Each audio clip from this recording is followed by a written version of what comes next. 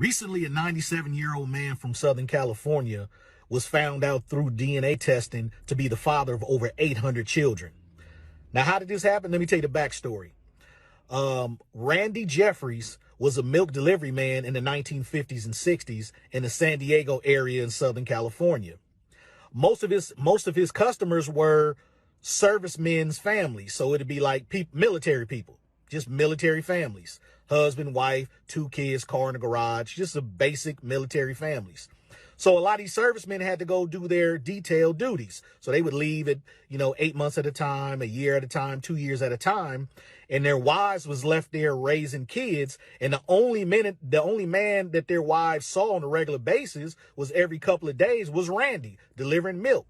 And they say back then, Randy was a very handsome, blonde-haired, blue-eyed white guy that was in very great shape. So needless to say, Randy had a lot of extramarital affairs with a lot of these women. So how this all came about was that, because now you have DNA test kits and everybody wants to know their ancestral history. So at one point in time, a few years ago, a bunch of people, hundreds of people that was from that same area was getting these tests done and finding out they had siblings from the same area that they knew nothing about. And it was hundreds of them. So they all contacted the FBI to find out, how are we all siblings and none of us know each other, but it's all in the same area. And the FBI found out it was only one common denominator: Randy Jeffries.